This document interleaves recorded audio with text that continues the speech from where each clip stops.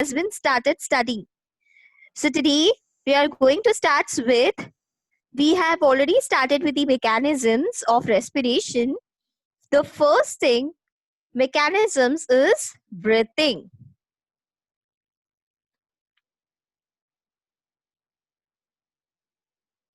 Breathing. Is that clear?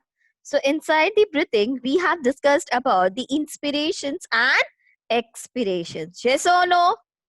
Yes or no? Please Yes, ma'am. reply. Yeah. Yes, ma'am. Okay. So second is external respiration. Correct? External respirations, we have done a roughly explanation. Today we are about to start with a detailed explanation. The third thing is internal respiration. Internal respiration. Then number fourth will be cellular respiration. Cellular respirations, we have already done it, but once again we will be having a recollected. Correct. So last lectures, what we did, we'll have a once quick review about that. You remember, we have discussed about that is blood. Inside the blood, you will be consist of 55% plasma. बराबर है? और 45% RBC cells है. Yes or no? Correct? फिर RBC cells के अंदर, you remember we did carbon dioxide is present plus water and enzyme. Can anybody name it? Which type of an enzyme? Come on. Hemoglobin. Come on. We'll give you a tight click, idiot. कौन सा था? Hemoglobin. कौन सा enzymes थे? Very good. Afterwards, if you'll be forgetting, then see. Carbonic anhydrase. Zinc containing carbonic anhydrase. ये zinc containing carbonic anhydrase only RBC के अंदर होगा, समझा? और प्लाज्मा में नहीं होगा. मैंने ये क्लियरली बोला था आप लोग को. फिर कार्बोनिक एनहाइड्रेस के वजह से यहाँ पर क्या होगा? कार्बोनिक एसिड्स प्रोड्यूस्ड होगा, H2CO3. That means carbonic acids. किसकी वजह से हुआ? Only because of zinc enzyme containing carbonic anhydrase.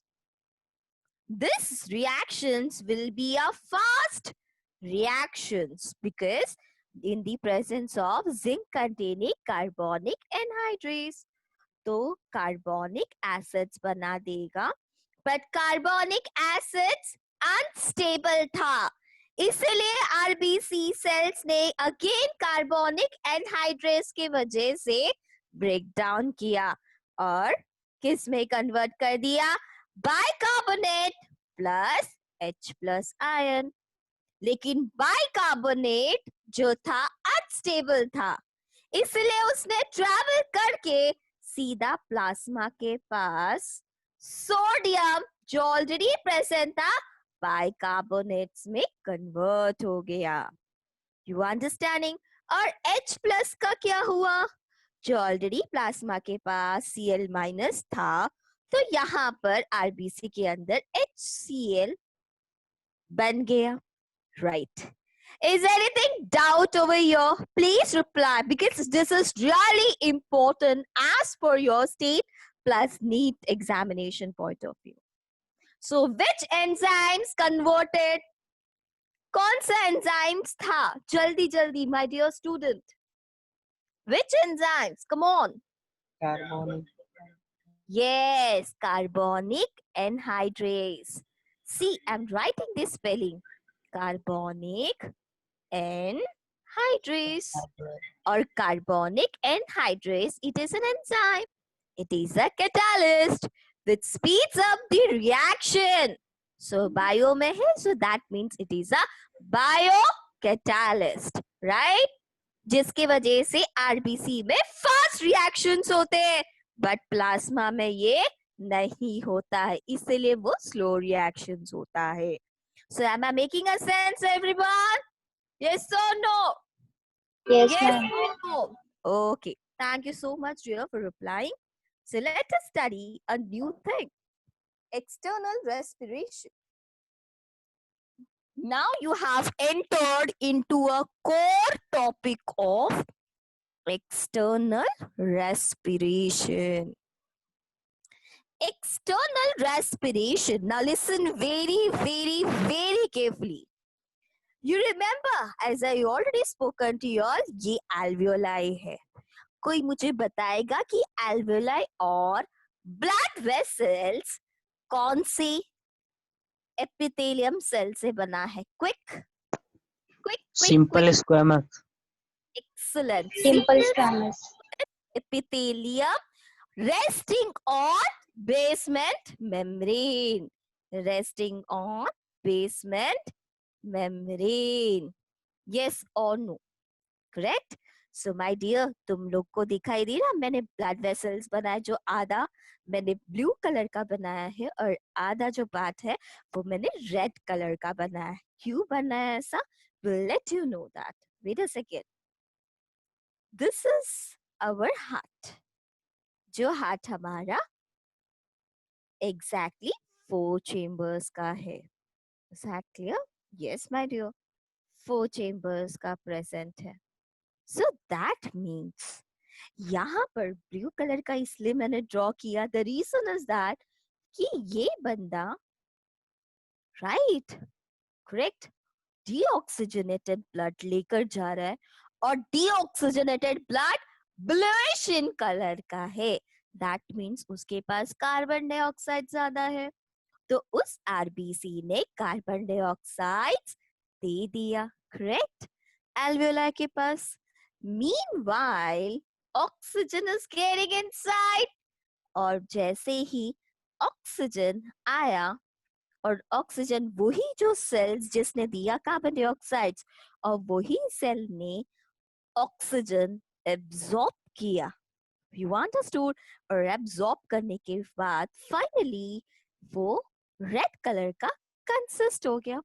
अब हो गया ऑक्सीजनेटेड ब्लड और ये ऑक्सीजनेटेड ब्लड हमारी हार्ट के लेफ्ट एट्रियम के पास गया और ये लेफ्ट एट्रियम्स को बोला जाता है which is called as pulmonary veins बोला जाता है which is called as pulmonary veins बोला जाता है. You understanding? Please don't ever forget it because this is really important for your NEET examination point of view. Okay, the way in which deoxygenated blood, that means carbon dioxide, is releases, the way is called as pulmonary artery. It is called as pulmonary artery. अभी aorta मैंने कुछ नहीं कहा है, पहले सुन के लो. इतना समझ में आया? इतना समझ में आया? Yes or no? Yes, ma'am. Okay. Now, अब मैं तुम लोग को एक्सटर्नल रेस्पिरेशंस और इंटरनल रेस्पिरेशंस का एक छोटा सा वीडियो दिखाती हूँ जिसमें तुम लोग को और अच्छे से समझ में आ जाएगा. Here we go. Let us learn about what is exactly it is happening. My dear, can you able to see my screen? Yes, मेरा स्क्रीन दिखाई दे रहा है बेटा लो? Okay. Yes, ma'am. Can you able to see? External respiration is the exchange of oxygen and Can you able to see what is exactly it is happening? Yes. Okay. तुम्हें कुछ सुनाई दे रहा है? No. कुछ सुनाई दे रहा है? हाँ मैम. सुनाई दे रहा है आप लोग को? वीडियो में वो सुनाई दे रहा है? Yes or no? हाँ दे रहा है. Yes ma'am. Okay. Okay. अब ध्यान से सुनना, फिर अच्छे से मैं और एक बार एक्सप्लेन करूंगी, ठीक है? Have a look. to summarize the process of gas exchange, external respiration is the exchange of oxygen and carbon dioxide between the air in the lungs and the blood in the surrounding capillaries.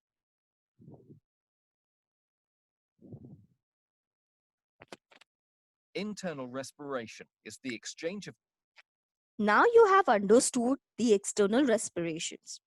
Now let us discuss about the internal respiration.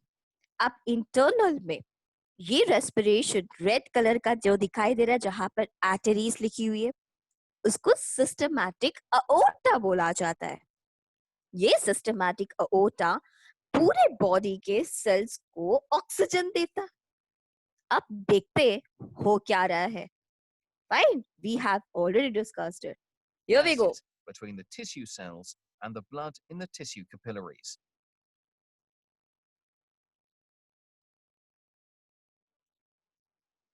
देखा, वही cell ने oxygen लिया।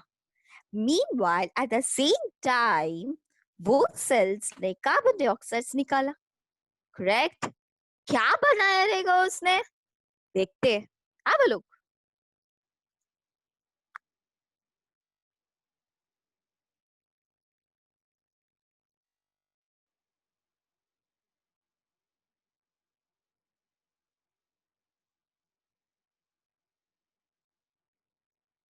ये हो गया Both of these RBC ने processes must be oxygen functioning दिया effectively to provide an adequate supply of oxygen to the cells.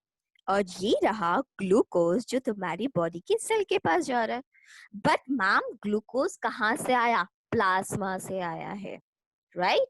तो ऑक्सीजन कहाँ से आया? आरबीसी सेल्स के पास से आया। And to maintain the elimination of carbon dioxide from cell metabolism.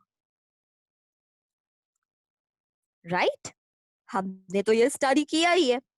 6 molecules of glucose, 6 molecules of oxygen, 6 molecules which gives to the 6 molecules of carbon dioxide plus 6 molecules of water plus 386 kilocalorie. That means 38 molecules of ATP. ATP. Right? Any doubt up to here, मेरे बच्चा लोग? Any doubt? That is what it is called as cellular respiration.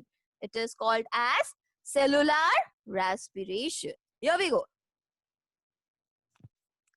Any disturbance in this homeostatic mechanism can be fatal within minutes. So finally, you got to know this between- information. External के बारे में अच्छे से समझ में आ गया।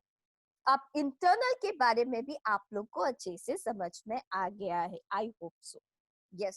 So this is what it is there exactly in your textbook. Next. So let us learn what is exactly it is there in your textbook. Okay.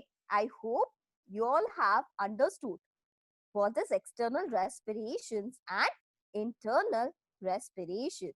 Yes, Shreya. Any doubt up to here? Please reply. This is really very important thing.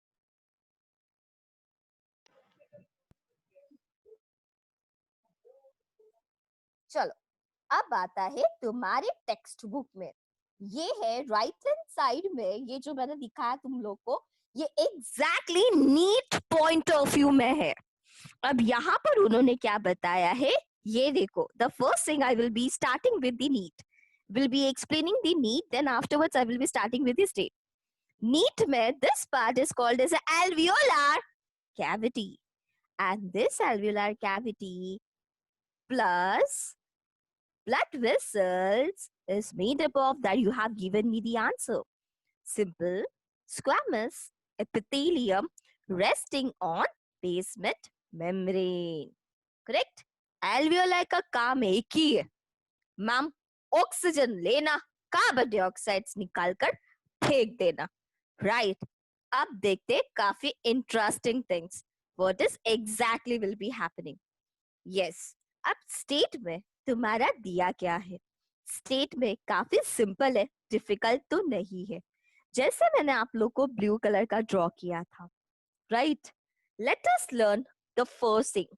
Blood comes from pulmonary artery, ये हमने discuss किया। Pulmonary artery से ये हुआ capillary. एल्वियोलार membrane किसको बोलते हैं? मतलब एल्वियोलाई के स्क्वैमस बेसमेंट मेम्ब्रेन को एल्वियोलार मेम्ब्रेन बोलते हैं। रेस्पिरेटरी पिगमेंट किसको बोलते हैं मैम? जो ब्लड वेसल्स और एल्वियोलार दोनों को मिलाकर बोलते हैं रेस्पिरेटरी मेम्ब्रेन बोलते हैं। अगर मैंने पूछा मल्टीपल चॉइस क्वेश्चंस में, यू हैव टू से मी मैम दैट इज एल्वियोलार और ब्लड वेसल्स दोनों को मिलाकर रेस्पिरेटरी मेम्ब्रेन बोलते हैं, जहां से oxygen coming inside and carbon dioxide is getting outside. Yes, my dear. This is what it has been there. अब surface fluid का मतलब होता है कि alveoli बहुत moist है.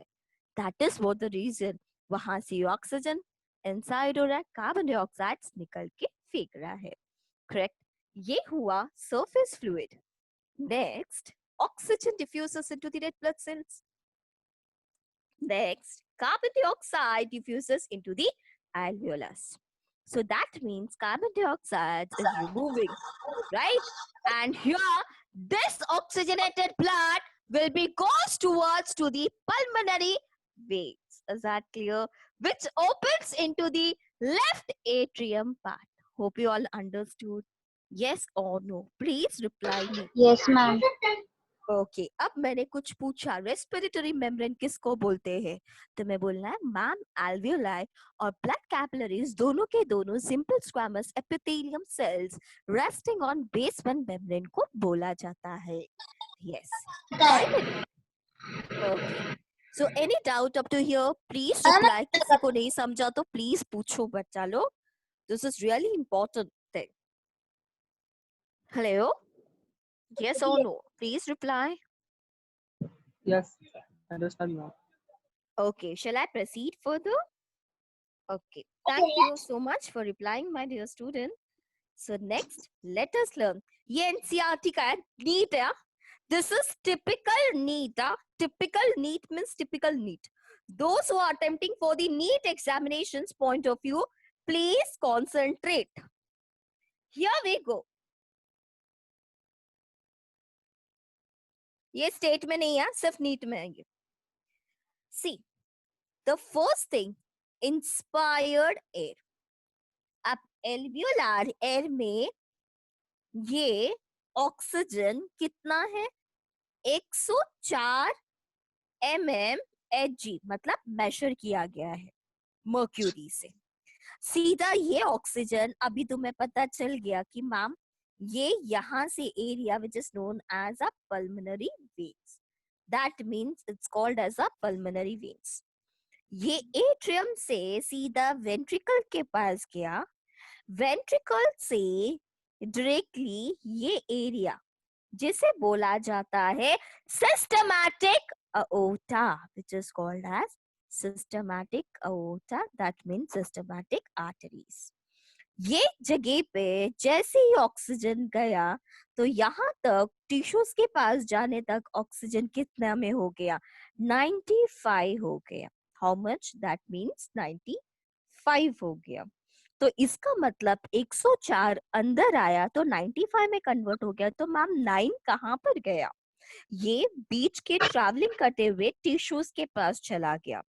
यहाँ से डायरेक्टली मतलब डीऑक्सीजनेटेड के पास में भी ऑक्सीजन कितना है 40 mmHg है. इसका मतलब हमारे डीऑक्सीजनेटेड ब्लड के पास में एफिशिएंसी ऑक्सीजन की बहुत कमी है. But then too oxygen pure form में नहीं है, जबकि बाइकार्बोनेट सल्फेट फॉस्फेट ऐसे फॉर्म में है. Is that clear? तो मैंने आप लोग को क्या बोला? The first thing I spoken to your inspire air कितना 104 आया पल्मोनरी वेन्स के पास. वेंट्रिकल्स के पास क्या कॉन्ट्रैक्ट हुआ? सिस्टमैटिक अओर्टा. सिस्टमैटिक अओर्टा से कितना हो गया ऑक्सीजन 95 हो गया. और वो ऑक्सीजन गया टिश्यूज के पास जो आप लोग को ऑलरेडी पता है 6 oxygen plus 6 glucose molecules, right? Okay, C6H12O6 that will be gives to your 6 carbon dioxide, वही carbon dioxide निकला है, plus 6 water molecules and 38 molecules of ATP. That means यही काम हुआ है. और ये होने के बाद फाइनली सिस्टमैटिक वेन्स के पास में से यहाँ से कार्बन डाइऑक्साइड कितना प्रोड्यूस हुआ 45. 45 में से डायरेक्टली यहाँ से कॉन्टैक्ट होकर फाइनली पल्मोनरी आर्टरी के पास 40 चला गया. Now you will be thinking, ma'am produce तो 45 हुआ, निकला 40, बचा कुचा 5 किधर चला गया? यस माय डियर, वो एग्जैक्टली तुम्हारे प्लाज्मा के पास में, रिपीट, प्लाज्मा के पास में कार्बन डाइऑक्साइड बाइकार्बोनेट के फॉर्म में प्रेजेंट है. Not only bicarbonate but also we can say carbonic acids के भी फॉर्म में है. Yes my dear. So ये चीज हमारी ब्लड को कार्बन डाइऑक्साइड का रिक्वायरमेंट है, बट नॉट प्योर, बट वो कार्बोनेट और कार्बोनिक एसिड्स के ऊपर है, ताकि मेरा ब्लड का पीएच जो है 7.4 pH रहना चाहिए. So this is what it is exactly need point of view. If you didn't understood, please tell me. I will be repeating once again. Yes or no? Understood? Yes, ma'am. Yes. What about others? Only my one girl child is she is responsive. What about others? सबको समझ में आया? हर्ष किधर गया? Yes, ma'am. समझा क्या? आया कितना ऑक्सीजन? 104. राइट? सिस्टमैटिक आयोटा से कितना हुआ रे ऑक्सीजन? 95. 95. राइट? फिर डीऑक्सीजनेटेड ब्लड के पास में 40 mmHg, राइट? वो फॉर्म हुआ. Yes. फाइनली टिश्यू से कार्बन डाइऑक्साइड कितना प्रोड्यूस हुआ? 45. 40. निकला कितना? 40. तो 5 कहाँ पर गया? वो Tissues. बाइकार्बोनेट और कार्बोनिक एसिड्स के फॉर्म में हो. Is that clear? Is that clear? Okay. Shall I proceed? आगे बढ़ू? Okay. Here we Yes, go. ma'am. Okay. Thank you so much, Ria, for replying. So this is what it is. अब आता है NEET students, please listen. और state में भी ये है टाइडल वॉल्यूम.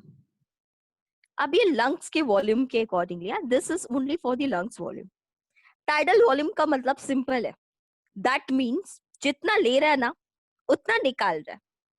इसका मतलब दोनों का दोनों लंग्स वॉल्यूम 500 ml होना चाहिए. कितना? 500 ml होना चाहिए.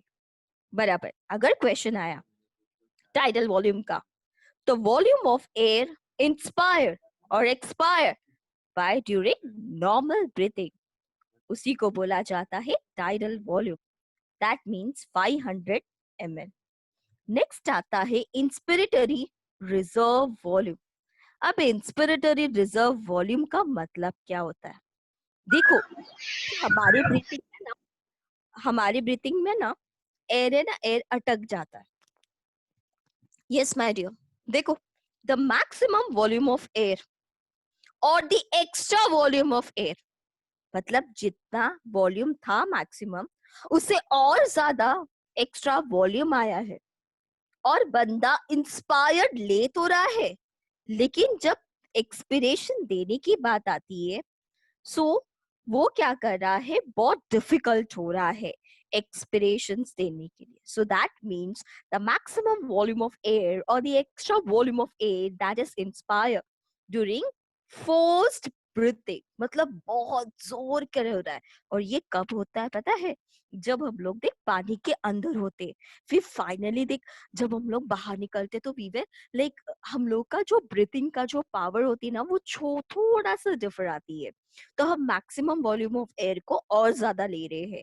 सो इंस्पायर करे फोर्स ब्रीथिंग, प्लीज इसको वर्ड को मत भूलना, फोर्स ब्रीथिंग. और फोर्स ब्रीथिंग जो है वो लिमिटेशंस होती है, मतलब 2000 to 3000 ml होता है. मतलब तुम समझ के चलो, तुम्हारा लंग्स का कैपेसिटी उतना ही है. Is that clear? उससे ज्यादा नहीं होना चाहिए. पहले मैंने आपको क्या बताया, टाइडल वॉल्यूम जितना लेगा उतना देना चाहिए, मतलब 500. इंस्पिरेटरी मतलब मैक्सिमम उसने बंदे ने लिया इंस्पिरेशन, और भी ज्यादा एक्स्ट्रा ले रहा है, फोर्सफुली हो रहा है ब्रीथिंग. सो दैट मीन्स वो कितना लिमिटेशन में कर सकता है, दैट इज 2000 to 3000 ml. अब एक्सपिरेशन की बात आती है. Expirations means maximum of volume of air that is expired during the forced breathing. During the forced breathing after normal expiration. अब मैं बताऊं ये कब सिचुएशन होता है पर इतना अच्छा चला जाता है कि फाइनली हम लोग forcefully breathing after normal expiration कर लेते हैं। तो इसका मतलब कितना वैल्यू होना चाहिए? 1000 to 1100 ml होना चाहिए। मैंने आपको 3 सिखाया। एक टाइडल वॉल्यूम का सिखाया, मतलब जितना लेगा उतना देना चाहिए, मतलब 500। फिर मैंने आप लोग को सिखाया इंस्पिरेटरी रिजर्व वॉल्यूम, जितना उसने लिया मैक्सिमम इंस्पिरेशन और एक्स्ट्रा लिया बंदे ने, तो वो चीज 2000 to 3000। Expiratory force breathing after normal expiration 1000 to 1100 ml। यहाँ तो कुछ डाउट है? Please reply my dear student, please reply. Ma'am yes my dear. Ma'am tidal volume कब पॉसिबल होता है? टाइडल वॉल्यूम अपना अभी जो ब्रीथिंग हो रही है ना, tidal right now, no ma'am. Right, normally, तो वो चीज जो है it is a volume of air inspired और expired during the normal breathing. अपना नॉर्मल ब्रीथिंग जो हो रहा है ना वही होता है। देख अपना अभी हार्ट बीट देखा जाएगा ना, देख अपना heart beat 1 minute is equal to 72 times. थोड़ा सा म्यूट करो ना please. 1 minute is equal to 72 times होती है हार्ट बीट, ठीक है। और अपना ब्रीथिंग कितना होता है 1 मिनट में पता है? That is 15 to 16 times normal breathing की बात कर रही हूँ मेरा बच्चा, नॉर्मल ब्रीथिंग होती है, समझा? अब छोटे बच्चे में ना, छोटे बच्चे में I am talking about very infants जो अभी अभी बॉर्न हुए हैं, उनमें ओके हार्ट बीट तो फास्ट होता ही है, but 44 times, could you believe it, 44 times infants का ब्रीथिंग 1 मिनट में इतना फास्ट होता है। अब मैं तुम्हें बताऊंगी लॉजिक वो कैसा है। I will be explaining to you all, don't worry about it. Hope you all understood this part, inspiratory expiratory वाला part. Now Yes, let ma'am. us discuss, yeah, अब let us discuss about the dead space। ये important है। Dead space कभी सुना नहीं अपन ने।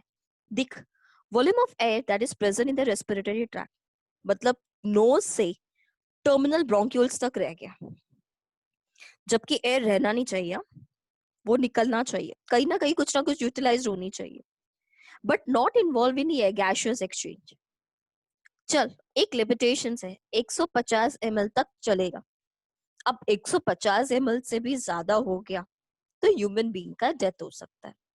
इसलिए वो लोग बोलते हैं कि dead space, that is what, मतलब सांस अटक गई है। कहां पर? नाक से लेकर टर्मिनल ब्रोंक्यूल्स तक, ना निकल रही है और ना ही आ रही है। और पार्टिसिपेशन तो दूर की बात है गैसियस एक्सचेंज के लिए।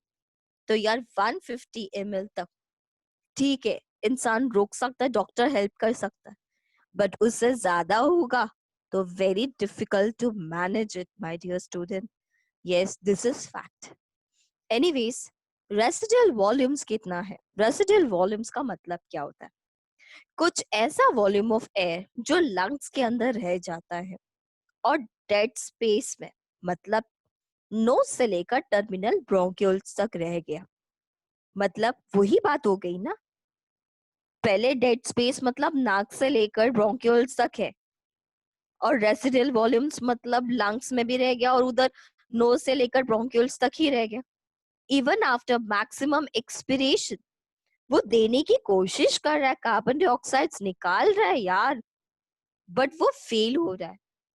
1100 से लेकर 1200 तक हमारे पास उसके पास मशीन्स है कि हम उसको कंट्रोल कर सकते हैं, बट उससे 120 से अगर ज्यादा हो गया ml तो यार ह्यूमन बीइंग का totally senescence that means death हो जाएगा। तो वो लोग ने हम लोग को स्टैंडर्डाइज बताया है, ये अपडेट इंफॉर्मेशन है कि डेड स्पेस मतलब नोज से लेकर टर्मिनल ब्रोंक्यूल्स मतलब 150 ml, रेसिडुअल वॉल्यूम मतलब नोज से टर्मिनल ब्रोंक्यूल से लेकर लंग्स तक, राइट, आफ्टर मैक्सिमम एक्सपिरेशन तो 1100 to 1200 ml तक। Yes that is true. इसीलिए जो भी डूबता रहता है ना, जिनको तैरना नहीं आता है, तो what is happening, you know that what is happening, you know that? तो है ना उस टाइम पे क्या होता है कि वो लोग है ना उनके चेस्ट एरिया पे पानी निकालते हैं और नोज से भी वाटर निकाला जाता है। पता है क्यों? क्योंकि वहां पर उन सिर्फ और सिर्फ एयर का ही जाने का इजाजत है, वहां पर वाटर का रहने का इजाजत नहीं है। समझ में आ रहा है? इसीलिए इसको रेसिडुअल वॉल्यूम बोलते हैं। या your question please, if it is there. Hope you all understood everyone. Yes, ma'am. Yes, ma'am. Okay okay, तो तुम्हें समझ में आ गया। दैट मीन्स हम लोग जो भी पोजिशंस लेते हैं अपनी बॉडी का, एक्सरसाइज हो या तक कि स्लीपिंग हो या अवेक हो या भाग रहे हो या कुछ भी चल रहे हो, तो इसका मतलब तुम्हारी ब्रीथिंग कांस्टेंट नहीं है। यस माय डियर, कभी कांस्टेंट नहीं है। और उसके अकॉर्डिंगली तुम्हारा हार्ट होगा जो तुम सर्कुलेशन में पढ़ोगे। It's really very interesting. I bet you guys you will be understanding कि रेस्पिरेशन और सर्कुलेशन इन लोग दोनों ने मर्ज क्यों किया है हमारी गवर्नमेंट ने। Anyways come back. So next is lung capacity. अब देखते हैं lungs की capacity. Lungs की capacity में total lung capacity देखा जाएगा. The maximum amount of air that the lungs can hold after maximum forceful inspiration. मैंने क्या बोला? जितना मैं maximum amount of air ले रही हूँ जो lungs के पास में hold है after maximum inspiration, after maximum inspiration, इसका मतलब मेरी लंग्स में ऑलरेडी जितना हो सके उतना वो होल्ड कर रहा है, लेकिन होल्ड करके वो बहुत ज्यादा फोर्सफुली कर रहा है। क्यों ऐसा? अरे नॉर्मल ब्रीथिंग करना, राइट? तो नॉर्मल ब्रीथिंग वैल्यूज में अगर देखा जाएगा तो 5200 टू 5800 ml ये एयर की कैपेसिटी लंग्स की कैपेसिटी है। Correct my dear? तो वाइटल कैपेसिटी का मतलब tidal volume, inspiratory reserve volume, expiratory reserve volume, ये सब चीज तीन चीज को मिलाकर 400 से 4000 टू 100 एंड 4000 टू 600 होना चाहिए। इसका मतलब साफ है मैं गाइस? यस, उतना लंग्स की कैपेसिटी है। क्यों? बलून हम फुगाते हैं तो उसकी भी तो कैपेसिटी होती है। अगर उसकी उतनी ही कैपेसिटी है तो उतना ही तक एयर को वो होल्ड करेगा, राइट? और उससे ज्यादा वो होल्ड नहीं कर पाएगा अगर हम लोग ने ज्यादा फूकने की कोशिश किया। बट ऑब्वियस है क्या होगा, वो है ना पूरा ब्लास्ट हो जाएगा। सेम थिंग हमारे लंग्स के अंदर भी उतनी कैपेसिटी होती है my dear student. This is what exactly it is happening. Anyways I hope you guys have understood this part. Here we go. Hey guys reply. Yes, ma'am. Students we have to join again, अभी तक वो हुआ नहीं मैंने जो apply किया था, ठीक है? आफ्टर दिस जैसे मीटिंग एंड होता है फिर से सेम लिंक पे ज्वाइन कर लेना एवरीवन, ओके?